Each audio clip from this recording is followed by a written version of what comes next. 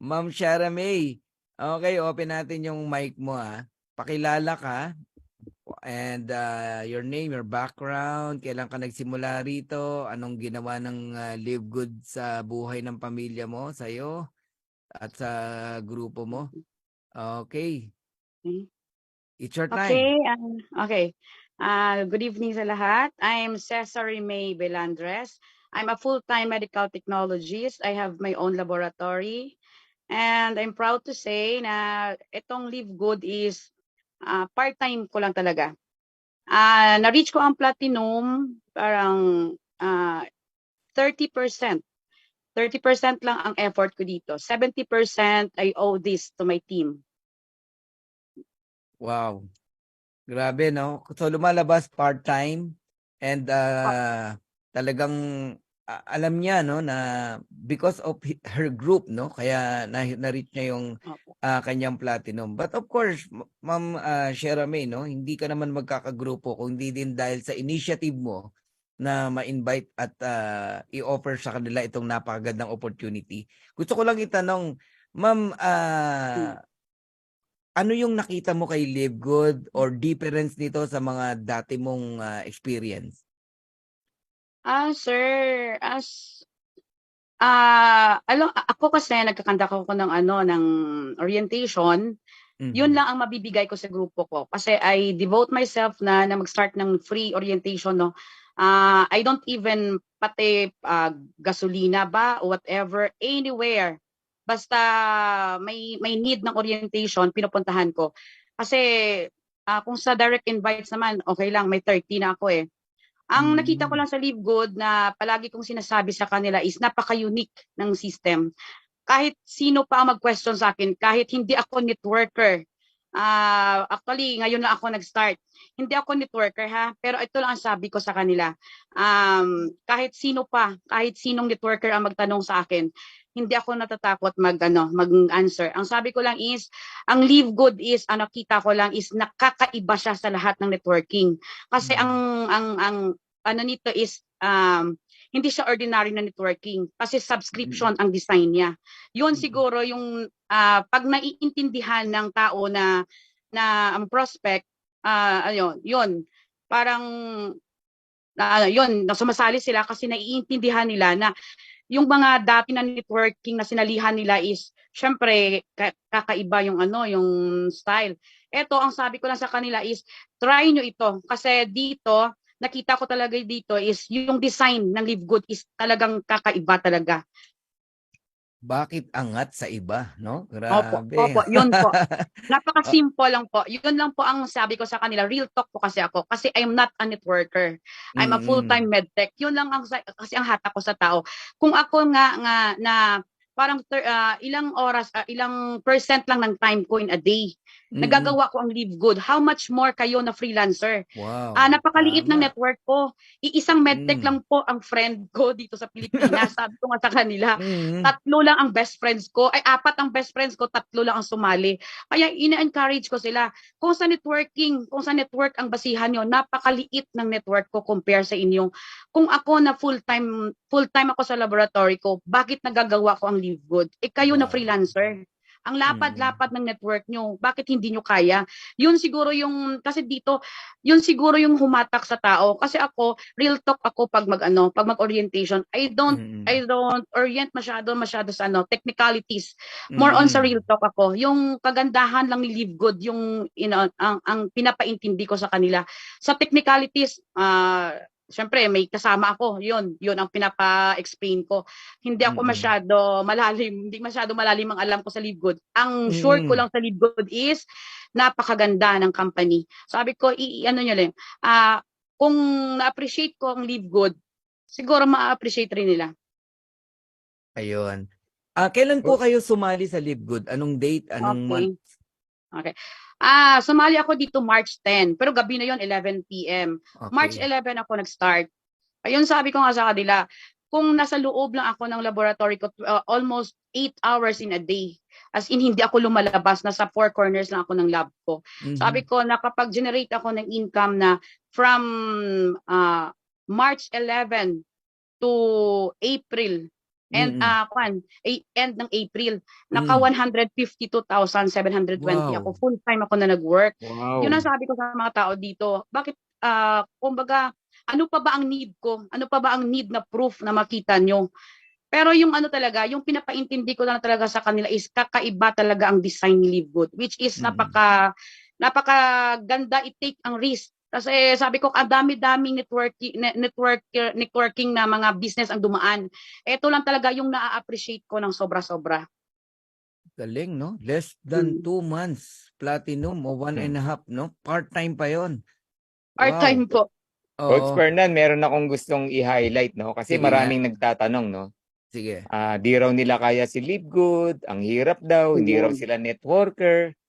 Hindi tulad daw nila Kuya Harold, ang daming networking ng mga batikan.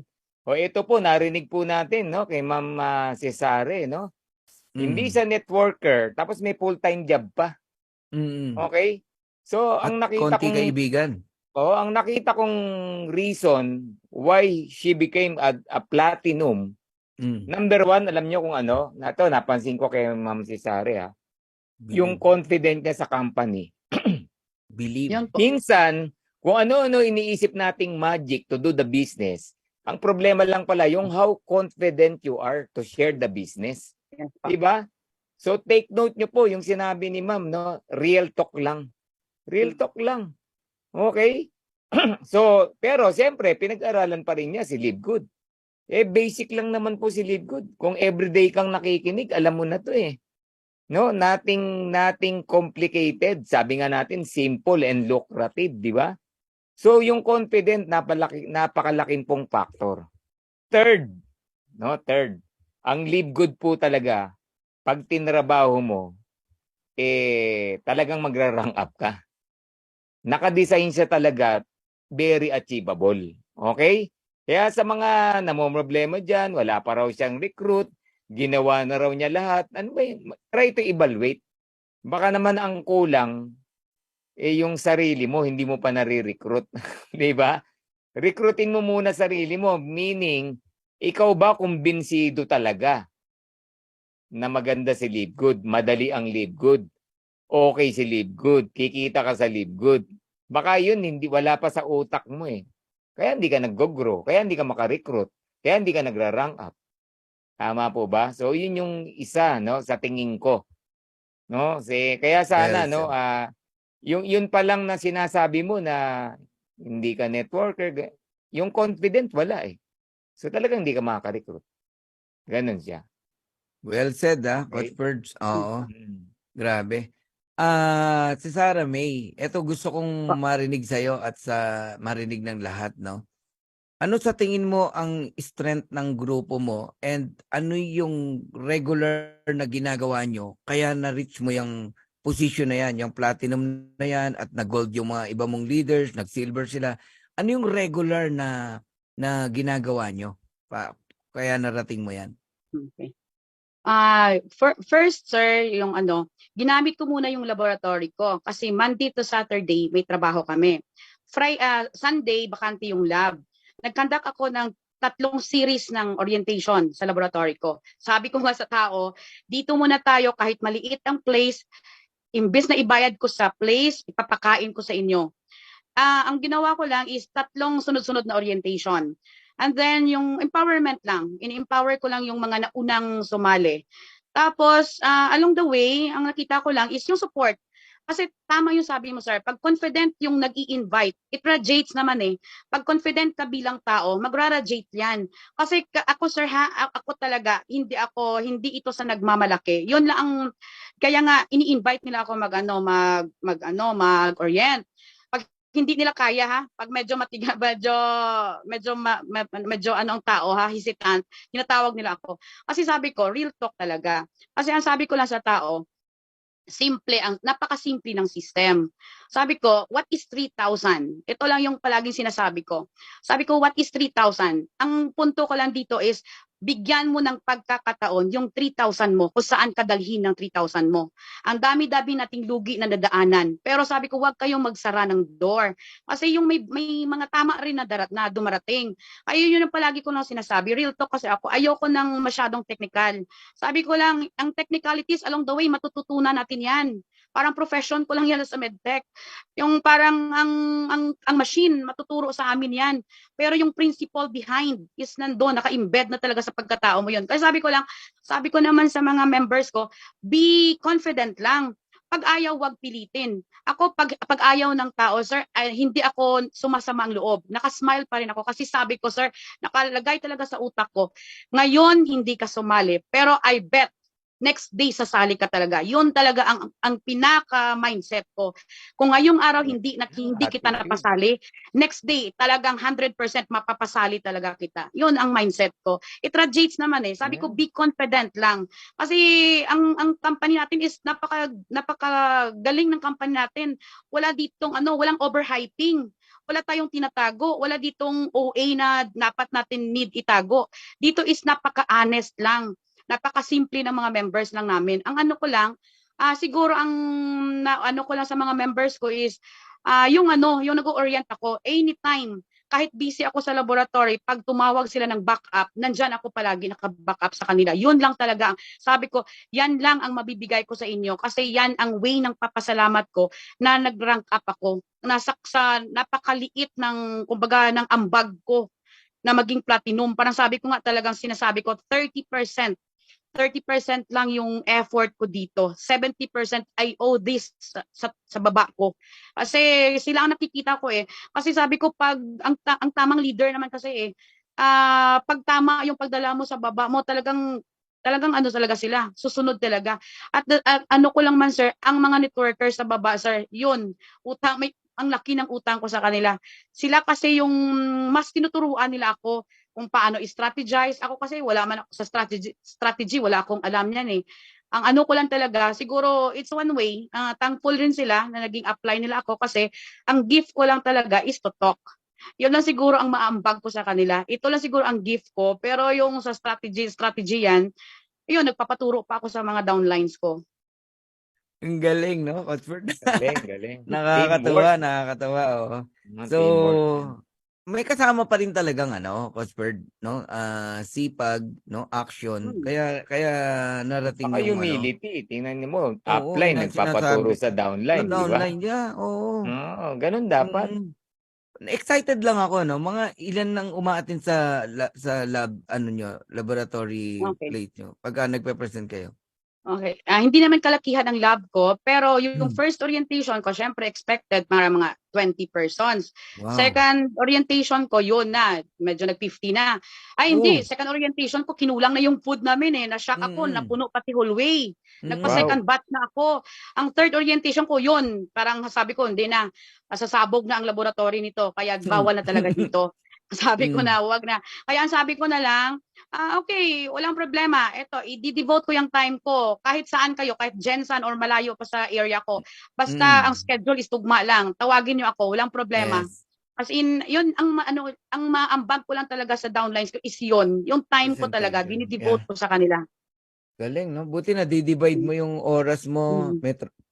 May trabaho ka, tapos may mga tao, downlines ka na, hingi ng oras mo para sa presentation, nagagawa mo. Wow. Grabe, no? So, Na-apply din ni Ma'am, no, yung yung kasabihan natin, no, yung learn fast to earn fast, di ba? Kasi so dito, no, baka yung iba kaya up to now, liit pa ng kinikita mo, learn your business.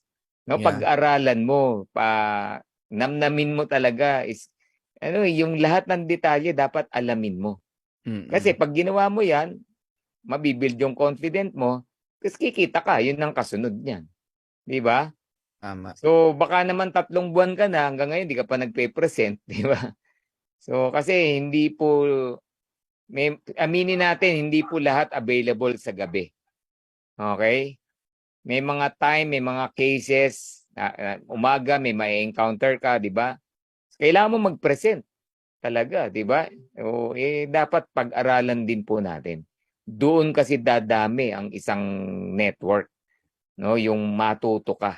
Okay? Ganun siya. Grabe, no? So nagawa ng isang hindi networker, how come na hindi mo magagawa? Lalo na kung networker ka.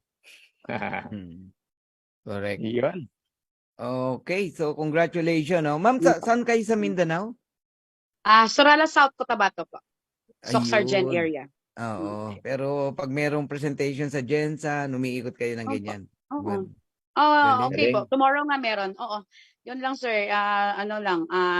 Basta ako, thankful ako sa team. Yung downlines ko dito, kung sino man lang nanonood, thank you. Madami Hindi ko po. lahat Marami pong pasalamatan. As in, yeah. thank you.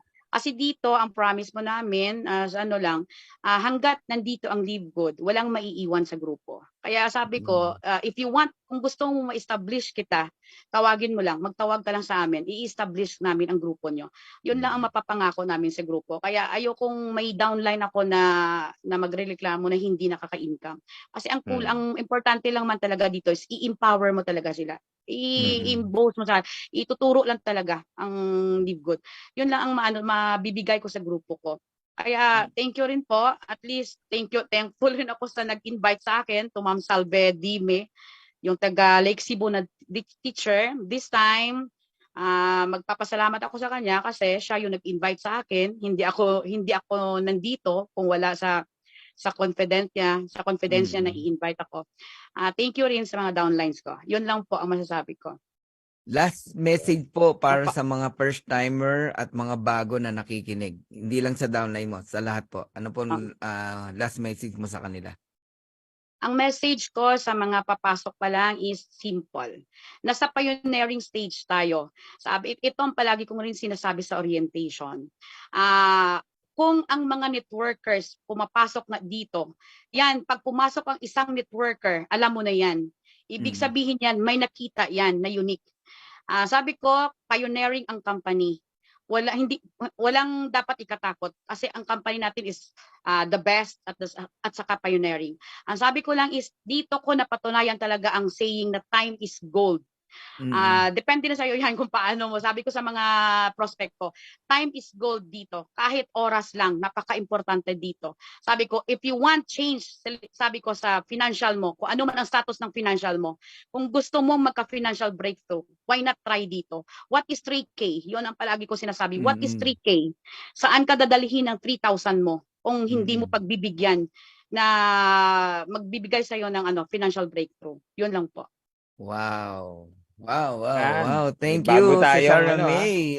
Congratulations sa iyo and Thank you. sa grupo mo. Okay.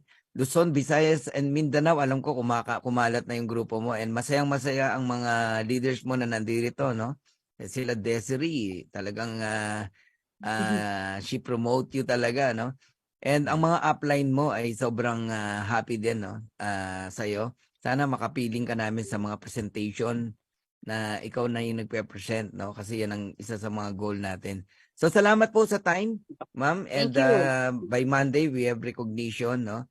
And congratulations sa mga gold na nasa ilalim mo, sa mga silvers na nasa ilalim mo, at sa maraming bronze, no? And of course, sa mga top leader mo na gusto na rin mag-platinum para mag-diamond ka. Okay, itulak natin sa diamond, no? Sa diamond ship si Ma'am si Sarah May. Anong dapat gawin ng mga gold? Mag-platinum na kayo. Okay, marami na inspired, ma'am. Dami nagme-message. Congratulations po and thank you po. Alam na nila yung technique, ha? What is 3K? Yan, What is 3K? Saan ka dadalhin ng 3,000 mo? Kadadalhin ng 3K nyo. Dapat confident nga lang pag sinabi mo yan. Oo. Thank you. Okay, paulan na